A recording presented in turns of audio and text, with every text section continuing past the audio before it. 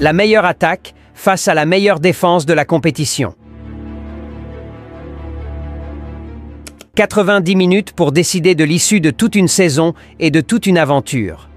Après un premier affront de folie en Catalogne plein de rebondissements qui se finira sur un score de parité 3 buts partout, tout devra finalement se décider à San Siro, à Milan. Le Barça, un groupe de jeunes portés par l'élu, en quête d'une nouvelle apothéose européenne 10 ans après l'Olympia Stadium, face à un Inter guidé par l'expérience et le talent, bien décidé à accomplir la mission auquel il aura failli en 2023. Qui réussira à arracher le fameux ticket du dénouement européen tant attendu ce 31 mai, ce sera l'expérience face à la fougue de la jeunesse.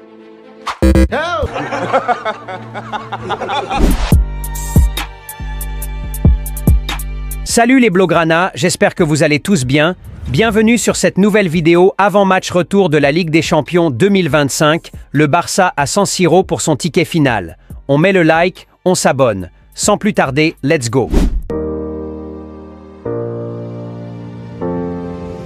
Alejandro Balde, Jules Koundé, Benjamin Pavard, Lautaro Martinez. Ceux sont malheureusement des joueurs qui sont à l'heure actuelle déclarés forfaits pour cette rencontre. Que ce soit l'Inter ou le Barça, ils devront faire sans ces joueurs qui restent des cadres confirmés des deux formations. L'Inter, qui aura évité la tempête en déplacement au Montjuïc avec ce match nul 3 buts partout, sera bien évidemment en position de force pour ce match retour à domicile devant son public. Même si San Siro ne reste pas non plus cette forteresse inébranlable, on l'a vu d'ailleurs avec le Bayern qui est passé à ça d'une qualification là-bas lors des quarts, mais la réalité reste qu'ils ne sont pas passés au final, et que l'Inter autre est bien présent. Définitivement un adversaire à prendre au sérieux cette formation de Inzaghi dans cette campagne de la Ligue des Champions, et même plus en général en Europe. Une formation très sous-cotée, mais qui sur ces dernières années se retrouve très souvent dans le dernier carré de la compétition. Un bon mélange entre expérience et talent. Un groupe qui joue ensemble depuis plusieurs années, qui se connaissent, qui auront gagné ensemble, mais aussi perdu ensemble. D'où leur mental, qui est clairement à mettre en évidence parlant de leur force. Et en toute objectivité, s'il y a bien une équipe capable d'arrêter cette formation d'Hansi Flick, c'est celle-là qu'on affrontera ce mardi soir, l'Inter de Milan.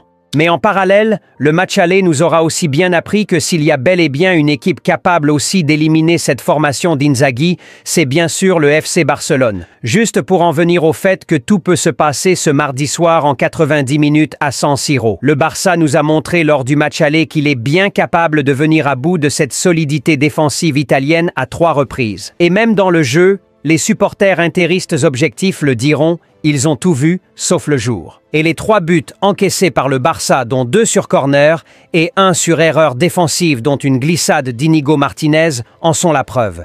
Mais c'est la réalité du plus haut niveau qui prime. Dans une Ligue des Champions, c'est pas forcément le meilleur qui l'emporte, mais le plus sérieux, le plus réaliste. Et voici les ennemis internes contre lesquels vont devoir lutter Hansi Flick et ses hommes pour espérer obtenir ce ticket pour Munich, le sérieux et le réalisme. Un but à la 38e seconde à San Siro n'est pas insurmontable, mais peut bien aussi l'être. Le Barça nous l'a montré à plusieurs reprises cette saison que la pression de l'extérieur n'est plus qu'un lointain souvenir pour cette formation. La preuve, 4-0 au Santiago Bernabéu contre le Real Madrid, victoire 1-0 au Metropolitano, la forteresse des Colchoneros.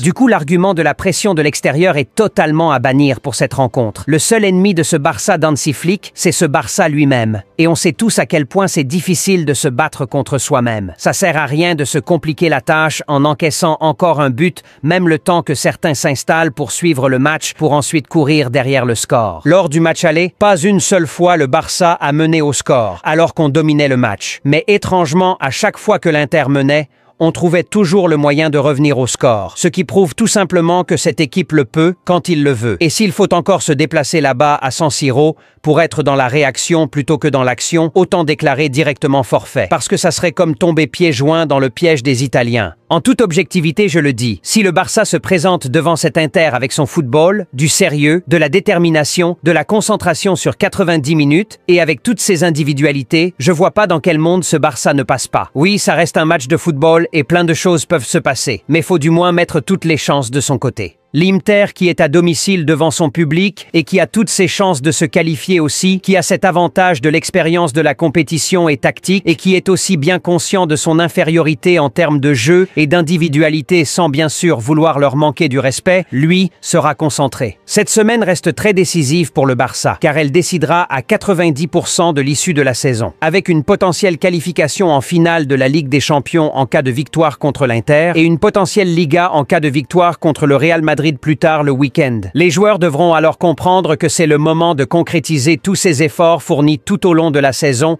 avec des matchs compliqués, des victoires de guerriers et tout. Tu peux perdre tout ça en une seule semaine de relâchement et tu peux aussi concrétiser tout ça en une semaine d'engagement. Le Barça devra alors faire un choix, les joueurs devront prendre une décision. Nous les supporters, peu importe, nous serons bien évidemment derrière eux, mais tout en espérant qu'ils fassent le bon choix. Peu importe qui sera aligné ou pas, cette bataille sera collective. Les efforts les uns pour les autres, le pressing, l'élément essentiel du système de jeu d'Hansi Flick du début à la fin, des replis défensifs répétés. Pour battre une équipe aussi rodée que l'Inter de Milan, faut être aussi d'abord soi-même une équipe au sens propre du terme, en plus des individualités. Et c'est ce qu'on veut voir ce mardi soir à San Siro, des individualités au service d'un collectif. Passons à ma formation idéale qu'il faut pour aller chercher ce ticket de la finale de la Ligue des Champions 2025.